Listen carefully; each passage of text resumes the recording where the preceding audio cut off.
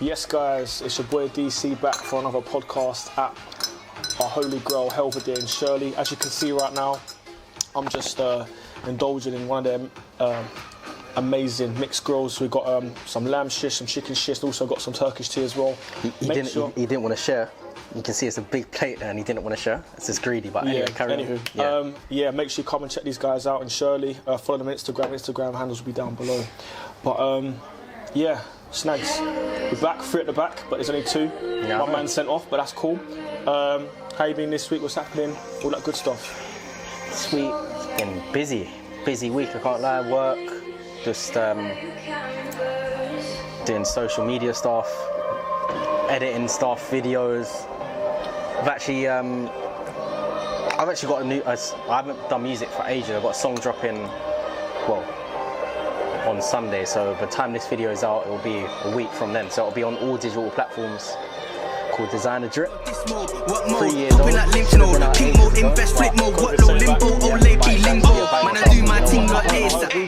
One of the songs you played me today, the one, the video I've seen. I heard that's the new DC intro anthem. From what I'm feeling. Stay tuned for that one. DC anthem, the new one. Yeah, it's gonna slap. But moving on quickly, football. You know, January transfer this window just ended. Some good transfers. Some really mind-blowing ones as well. Even managerial appointments as well. So Lampard, the Holy Grail. How we went to Everton. Everything's perfect, bro. Cheers. Yeah, thanks. How the hell? We won't get into Lampard because we talk about Lampard a lot. We're not going to get into Lampard. Cool. We won't talk about the GOAT of all football, but we'll talk about January transfers. So for me, there was a lot of really good transfer deadline day moves.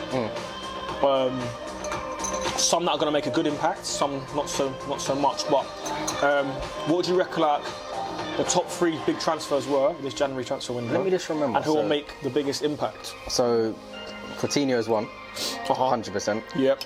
Who else has gone through this window? Let me just double check just to refresh my mind.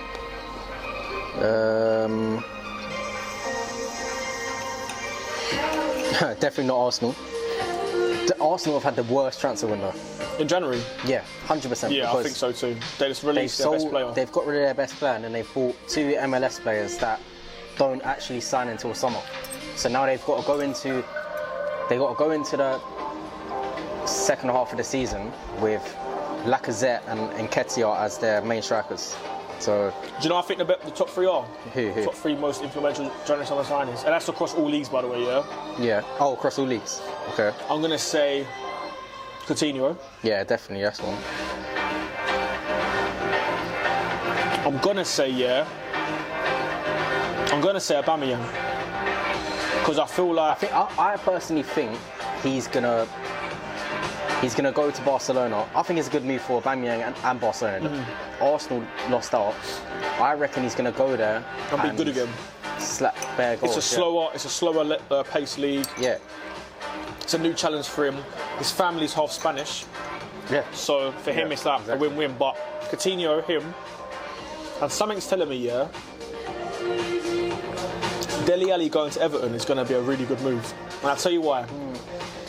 He needs a new challenge, and we've got to remember, if we go back 4 years ago, he's probably one of English's best up-and-coming youngsters, but now, something very good. On, you're right, yeah, good job. Now, obviously, he's gone to Everton. Yeah. It was with Frank Lampard, who's the player he wants to be. You know what I'm saying? So, I feel like he'll get rejuvenated down there. Even with Donny van der Beek. I was going to say that, yeah. Them 2 players needed that kind of... I think, even though Van der Beek should have came to Palace, I'm not really too fussed about that, to be fair. We didn't really need him, but I feel like he's going to do well. Even though we haven't really seen much of him, I feel like he is a good prospect when he was at Ajax. So it'll be good to see what he does. But there's a but. Lampard's the manager, and I'm not even just saying this, I don't understand why Everton have gone and got Lampard as their manager. What it has done at the moment is it's dethroned you guys getting Van der Beek, because it was set in stone to go Palace. He wanted to go sign for Lampard. Okay. And the same with Dele Alli. He Okay, wants to go. it's all good signing players, attracting players. Yeah, but of course. You've got He's got a good backroom team. He's got Paul Clement, who's an assistant manager at Real Madrid. Okay. He's been around the block. He's done a very good job. He needs that experience. Before he had younger people in, less experienced people, more of his friends. But now he's got, Paul Clement, who's one of the best in the game. So, question: where do you think they're going to finish now? Because they're currently 16th, not far off relegation. 4 points, I think. How many points are they below the teams below them? Above them. If Lampard gets it working from the get-go, I think Palace is 6 points above them. I reckon they'll finish 11th. Do you think he will get it working from the get-go? I think the players will buy into his system because I think the players that Everton have got and the players they brought in, his system will work well there. But it's just about the players are good enough. Because I watched a video yesterday of training of Lampard trying to implement his system, and some of the players are just so shit. Did they? So it was really bad, the quality. But as the weeks go on, you can't expect to come in. Same with what you said with Palace. You can't expect Vieira to come in. That's first different. game. I'm not going to lie. It's not different. Why is it not different? I'll explain this. And I'll completely tell you the difference between Palace and Everton. Everton right now are on the worst form they've ever been in a while. Okay. They've just sacked a manager that was doing rubbish for them. Yeah. Their players are all over the place. Yeah. They're losing to teams like Norwich and that. There's no connectiveness between the players. So Vieira's different thing is that gets start a whole new project in terms of to bring new players in. That and also, so we released 20 signed players. Mm-hmm. We for 7 years straight we had managers that are very similar. So the managers are So Everton though. Yeah, Lampard's similar to the previous managers. Roy Hodgson and Vieira are two different things. Pardew, Allardyce, Pulis, they're all different to Vieira. So you can't compare them. I get that, but that's different. The job's still a job, and it's not going to be overnight success come in. No, obviously it can't be overnight success, and I think managers should get time. But I'm just saying they shouldn't have. I personally think they shouldn't have gone for Lampard. Because he hasn't done anything. All right, we'll see at the end of the season. We'll see, yeah. But moving on from that, for the next thing I want to touch base on, which is a big thing at the moment, is Mason Greenwood. Yeah, that's... Because I woke up, what day was it? Monday morning? It was Monday, I think. Woke up Monday morning. Or was it Sunday? It was Sunday, before we had a game. Yeah. And I see the pictures and the voice recordings of Mason Greenwood, it was on Sunday, It was on Sunday morning, before football, with the allegations of his girl. And I sat there and I thought, what an absolute waste. He's a clown. He's a clown. You've got all this money. Yeah. You've got basically the whole, the nation, eating out the palm of your hand because you're meant to be the next up-and-coming forward that we need. Yeah. And you go and pull a stunt like that. So, what are your thoughts on that? And, what do you reckon, has made him, not made him be like that, but what do you reckon is, No, I'm just... why has he gone down that kind of route? As such a big impactful player at Man United. Maybe the money, fame may have gone to his head, but I'm just saying I don't think no Premier League team now or any big club is going to take him. Premier League, he's done in the Prem. He's done in the English football in general. He's done. I agree. Big teams abroad, he's done. He's not going Barca. He's not going. None of the Italian, any of them big teams. He has to go. If he's going to come back and play football, which I don't think he should, because he's finished, he's done up. He would go to I don't know, some next country. But I reckon he'll go to Italy. No, I don't think they'll take him. You don't think? Well, no big team can take him on board. Do you know what I think it is about him? Yeah, I was having this conversation with someone 2 days ago. With players like him, yeah, he's he knows how good he is, in terms of he's 20 years old now, he's on 100 grand a week, and he's been United's probably best youth academy player and one of their best first team players for the last year and a half maybe, other than Bruno Fernandes. Yeah. Growing up from under 16, 17, 18, he's probably only ever been told, oh, you're the best, what you're doing is so good, you're untouchable, you're this, you're that. So obviously from a young age, imagine being told at 16, 17, 18 that you're untouchable, you're this, you're that, and you're getting everything you want. Like you're getting a new contract, you're getting the first team starts, you're playing for your country, you're getting these goals, and then that's going to have an impact on your mind. So then when it comes to like someone saying no to you, whether it be the manager saying no to you, whether it be a girl saying no to you, which has happened in this circumstance here, he can't process what no means because at such a young age he was never told the word no. And I think that's what it's mainly come down to, because like he said, like he's got so much money and all that, the money's gone to his head, but it's also like I think life's just got to his head where like he's not had the right guidance around him to like let him know what's right and what's wrong, because obviously what he's done to this girl was horrendous. Man's 20 years old, he should know what's right and what's wrong. No, of course he should do. But I'm saying like, we would never know how it feels because we're not 16, 17, 18, 19, 20, getting paid 100 grand a week, because he was never like that. So we had to learn what's right and what's wrong. Whereas him, he's in a different kind of bubble where he's always got what he wanted. Even when he probably goes out and, you know, goes to a girl always says yes. Or like, you know, goes to a club, the club always says, yeah, come in, all that stuff. So for him, his own girlfriend that he's meant to be with is saying no to him, he can't process the reason why someone's saying no, and that all comes down to like his guidance, like all comes down to like people around him really, like to educate him better, because he obviously thinks it's acceptable, even for listening to that voice recording. If you listen to what he says in a voice recording, all the stuff he mentions in there, he thinks it's acceptable to do what he done. So like, for example, he like thought it was acceptable to like try and open the girl's legs up and all that because she said no. That is absolutely. Do you know how mad that is? But that's what I'm saying. Like, he thought he could take the matters into his own hand because the girl said no. So that all comes down again to like the guidance he's got, and again he's had to like he has to face the consequences, because he's been released, isn't it, on bail? If it was me or you who done that, we wouldn't be coming out. So because of professional football, he has to face the consequences of the whole thing. And apparently, it's it's been ongoing for like 2-3 years. But I feel like that's why FIFA, Nike, Man U, they're taking action now, because obviously it's come out in the open. But you have to take it serious. Remember that thing I showed you the other day? Like I heard this happened like in 2020, and he kidnapped her. Yeah, I remember you said he kidnapped the girl. Yeah. And then United and Ollie were trying to brush up on the carpet and stuff, so it was always going to come out. Yeah. And the maddest thing is that the dad come out of some mad like. Try to say the video got leaked. He was making excuses, which obviously I don't know what happened, but from an outside looking in, it's like Mason Greenwood's team's trying to pay them hush money. Yeah. Which again, it isn't right, and especially if you're someone's daughter. Yeah. So exactly.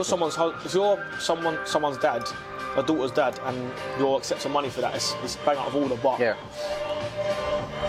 you know, he needs to explain himself for starters, and 100%. I think even moving forward, because this ain't the first. Like we've had Benjamin Mendy, the same thing. We've had Mason Greenwood now. You can even go back to as far as like Adam Johnson. Yeah. You know what I'm saying? There's probably loads of other players like doing the same sort of thing. Like, and it's about how can you educate like these athletes, these superstars that are like in the limelight, always being told yes, always being told how good they are, always like being on such a high level. How can you tell them like no? Like how can we just educate them for no? And I think that comes down to like their club and the support they get from the club. Like what Palace are doing now, which for the release players. Oh, you see that? For the release players. Like why can't I have something like that for players in the system? So like when they are growing up, because let's be real, like a Man United scholar or a young pro growing up, it's going to be completely different to another 18-year-old, because they're getting so much more money, so much more limelight. Like, look at like,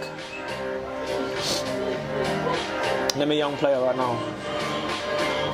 Look at the same with Phil Foden. Look at Phil Foden. He will be next to be caught because he's always in the limelight for doing the wrong things. Yeah, sure. It should have been picked up upon in the Euros or whenever it was when Foden and Greenwood brought them girls back to the hotel. Yeah. So he'll be next because again he's a young player that's been in the limelight and being praised so highly about how he's meant to be the next thing for our country. Yeah. So again. Yeah, that's mad. Hopefully, you know, the real truth comes out soon. He gets prosecuted. It's such a shame for him because he's such a good talent. He's only 20 years old, and his career could be ended just like that. Yeah, his career. It's finished. He's done. So, I think the match needs to be dealt with quickly and swiftly, and then, you know, like you said, I think a team abroad will take him. But it won't be a big team, because I don't even think a championship team in England will take him. no, he can't play English football. No, he can't. Ever again. English football, he's finished. He's done.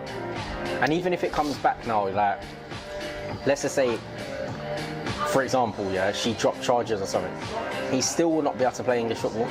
It's in the. He's done. Like, he's done. It's just, yeah, like, even though he will never play for the English national team again. No way. Which again is disappointing, because he's meant to be the next player behind Harry Kane to take over the reins when he goes eventually. So yeah, hopefully we find out soon what happened. But yeah, you know, this is what, you know, the kids have got to learn from this and just educate themselves and, you know, learn that this ain't correct, and definitely he needs to be prosecuted correctly. But this also leads on to the next thing I was going to say. So we're talking about, like, these things in the public and things going right and wrong, but the next thing I want to talk about is this ongoing thing that everyone's getting on about. Was it Marcus Rashford and Jesse Lingard with Wiley? Oh yeah, with Wiley. Now, it's the thing that baffles me about this year, is that Marcus Rashford and Jesse Lingard got to come out, and again, by the way, I'm not saying like anything bad or good about anything this year, but I'm just speaking what I think is the truth. Yeah.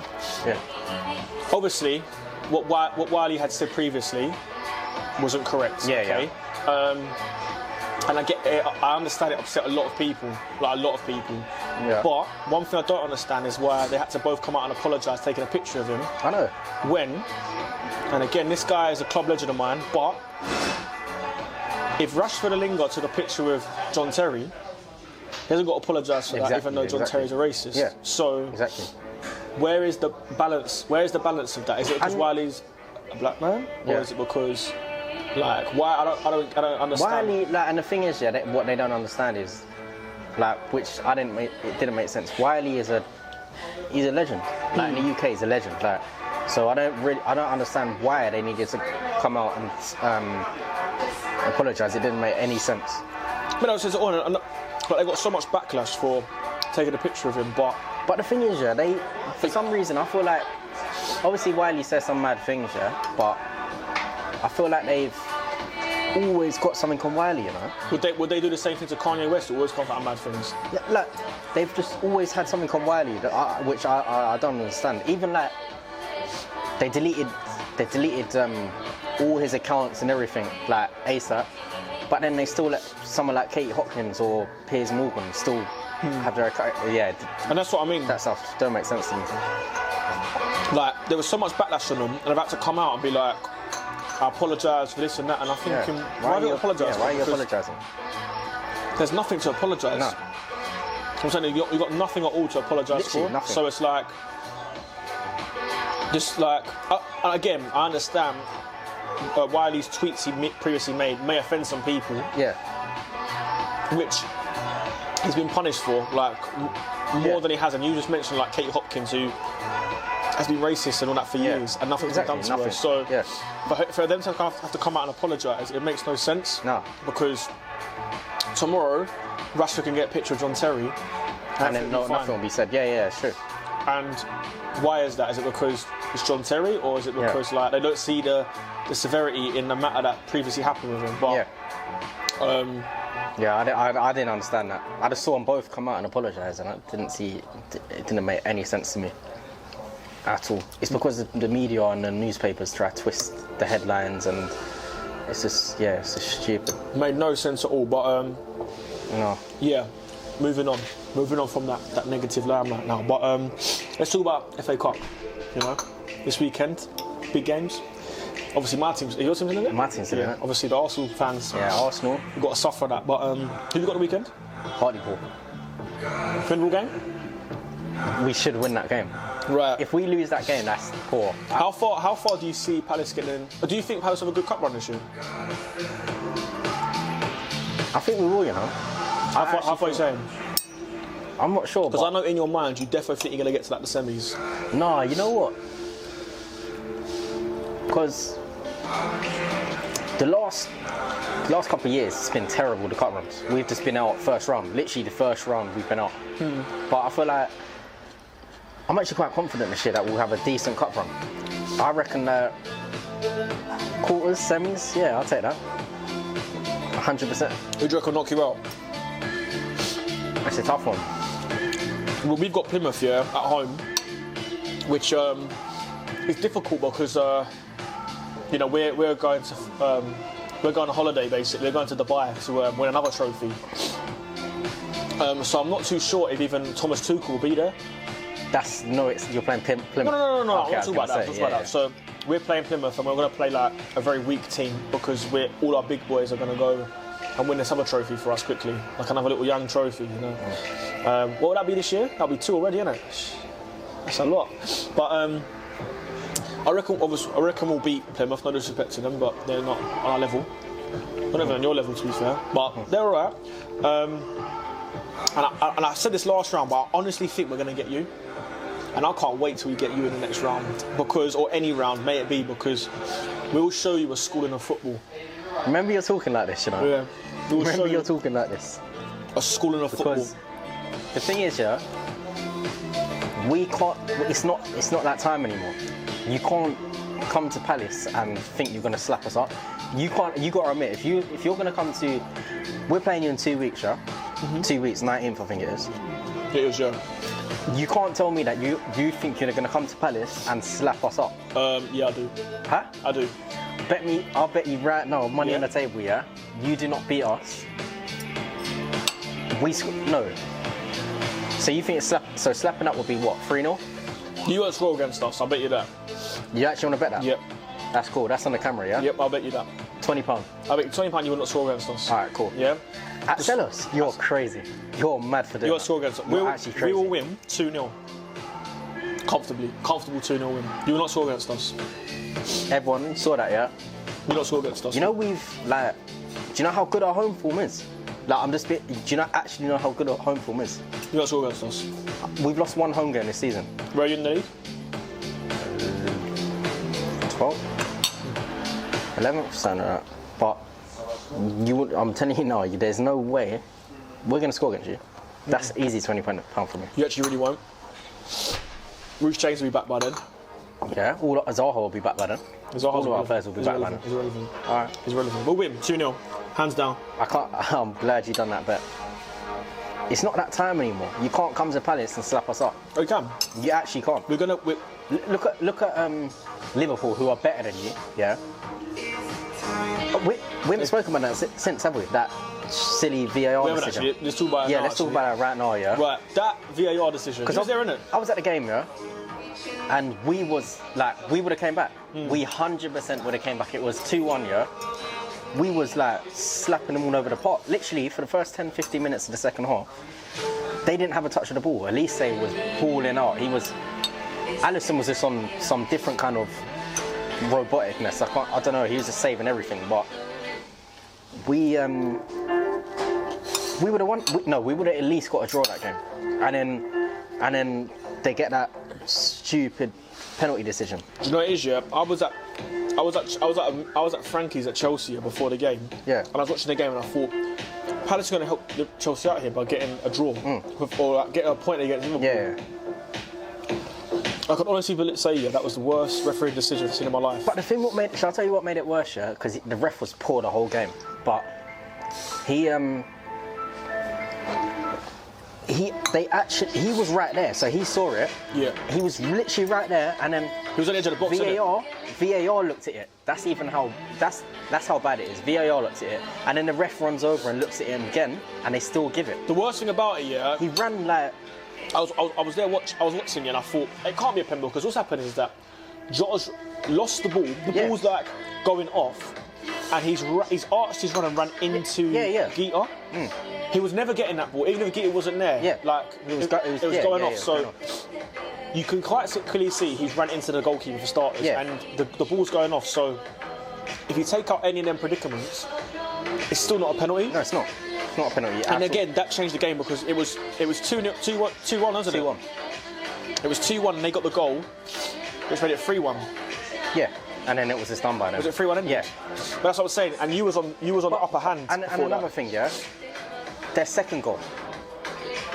This how you know They must have Liverpool. I'm not even just saying this. Liverpool have got some sort of something towards with the refish because it was offside. It was offside. It was offside, like clearly offside. Like I think it was to Firmino. Firmino was offside. I didn't see the first goal, to be fair. Okay, so Firmino was offside. They crossed the ball in. Mitchell's gone to like man mark Firmino, innit? But obviously Firmino's offside, so he's dragged him out.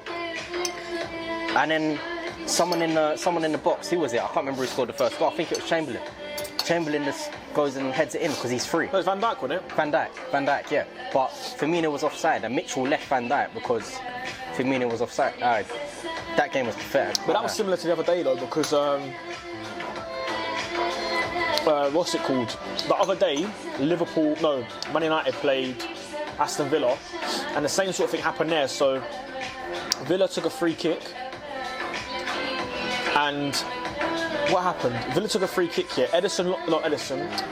Cavani lost his runner, yeah. So instead of like trying to get it because he lost it, he ran into their player and dropped on the floor.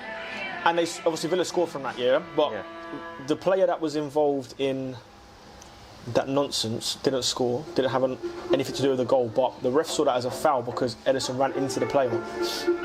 And obviously their goal got disallowed because of it, and United won the game again. So I've seen a lot of poor. The poorest one I've seen this year. Actually, no, it's not really that poor, but I've seen a lot of poor decisions. That Palace one's got to be. Surely that's got to be the worst one this year. No, I think it is. Even like Reece James's handball was also not. Yeah. Wasn't a red But card. even like Jamie Carragher, who his voice is so annoying. But him, Redknapp. They're hardcore Liverpool fans. They come out and said that is no way a penalty. But yeah, no. Enough about all that nonsense. I think what we want to finish off with is about a certain. Who's that? Chatting rubbish. Yeah. Who's that? Huh? Who's that? Yeah, no. One thing I want to talk about is the managerial headline appointment I'm about to see right now from one of my favourite Sky Sports pundits, Roy Keane. He's been linked with the vacant Sunderland job, where he was before previously. He got them promoted to the Premier League. Got appointed to the Premier League. Yeah.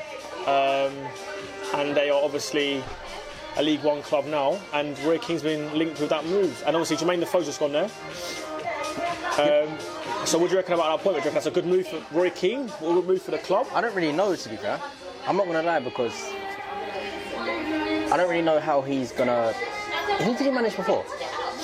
He's been an assistant manager at Republic of Ireland and then Villa. No, he managed someone, no? Oh no, he's been at Sunderland, then Ipswich. Yeah, that's it. He's terrible there. But, you know what? He's probably seeing like Gerrard, Vieira, Lampard, even Terry. Rooney. He's probably thinking, no, I need to get him there. But good to see how he does, but I don't know.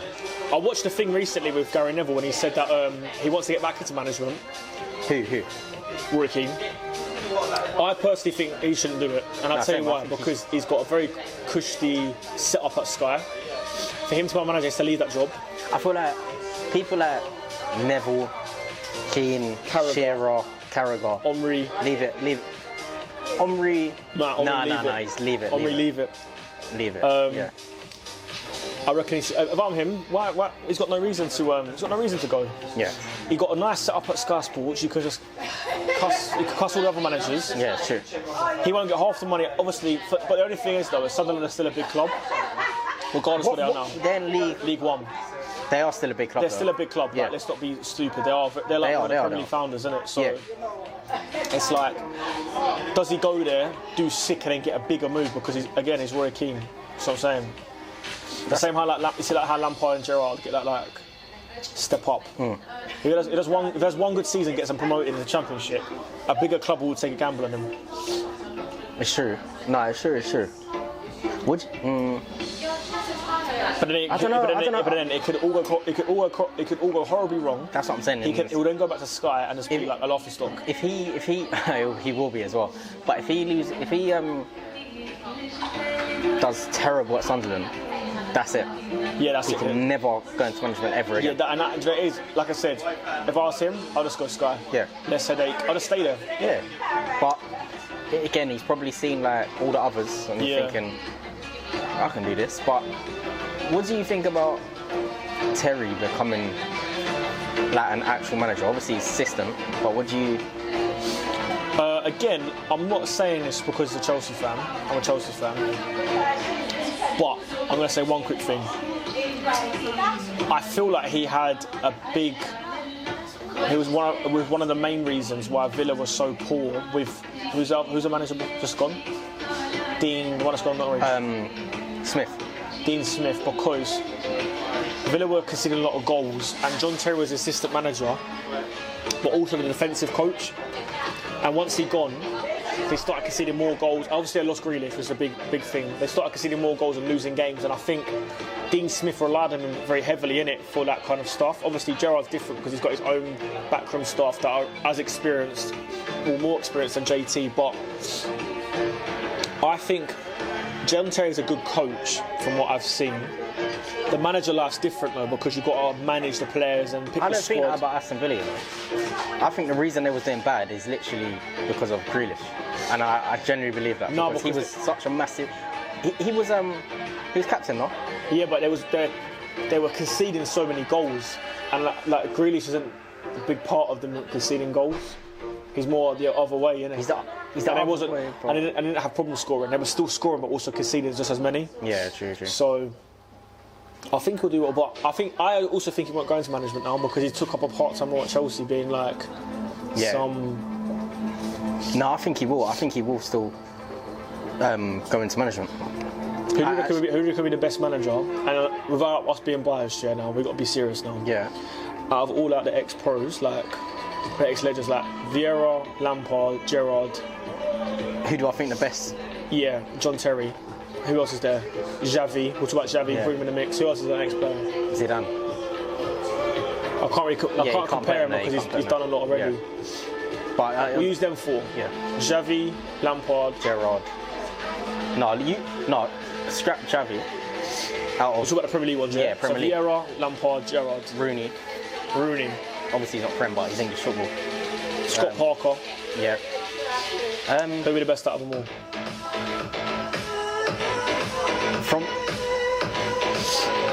From what I think, Gerrard and Vieira, it's out of them two. I do think.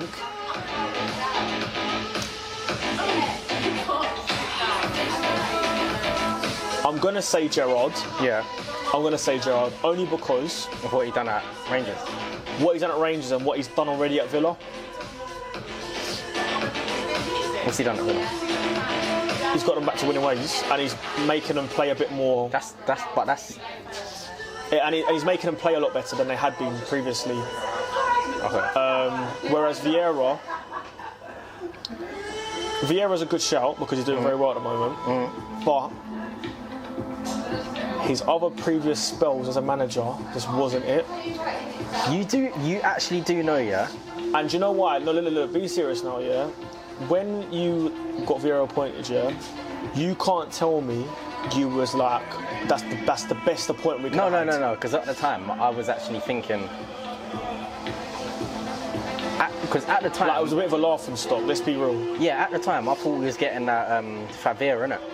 Dortmund guy. But then Vieira's come in. No, but before that, though, because Vieira's coming and done a good job in it. But I'm saying, like, before that, you're looking at it and thinking, I think the same. I thought the same with Lampard. I didn't think that Lampard's going to come in and be the best manager. I was a bit nervous. I was a bit sceptical about it. At first, I thought, yeah. Listen, I was thinking, Vieira, he was at City with Pep. I was thinking, yeah. And he Then got I done smacked more. by Chelsea. Then I done more research into it, and I was thinking, hold on, this is weird. This is weird. Because it was labelled as Frank de Boer number 2. Yeah. But yeah, he's come and done well, and I feel like all the players like look up to him as well. So that's why it's a good thing to have him there. Yeah, no, I agree. Right, before we end off, last question. Ready for this? Who's in a better career? Jamie Vardy. Whose career would you rather have, shall I say? Jamie Vardy or Harry Kane's? So far. So far, like until to this day, the 3rd of February 2022, who's had a better career? Jamie Vardy or Harry Kane? It's a tough one. Like, if those both to retire right now, who would have a better career? Like, who would it be, if you look back at it and be like, yeah, you know what? That's like their career's lit. It's gonna have to. What do you judge a good career on? Let's just say, I'm probably gonna have to go for Vardy. If they was to end right now, Vardy. I would agree because He's won the won the Prem, won the FA Cup, Kane ain't won nothing. Obviously, and his come up's been better. Whereas if Harry Kane retired right now, he's got nothing to show for it. He's not even broken a record. He's not broken a Spurs record. He's not broken Premier League records. Yeah, like I reckon. Yeah, Vardy's right now. But yeah, I think the same. I think Vardy's whole career, like starting from non-league, working his way up, scoring loads of Premier League goals, winning the Prem, FA Cup, playing the Champions League. Yeah. Whereas Harry Kane's missing that, innit? Yeah. But yeah, no. Let us know what you lot think as well below. But yeah, 100%. no. Snags, it was a pleasure having you here, and we got to go next week. Next week, yeah. Stay tuned. Oh, late. Cool. Really, we're the kings of the Sunday, on the ball from the Monday. Just to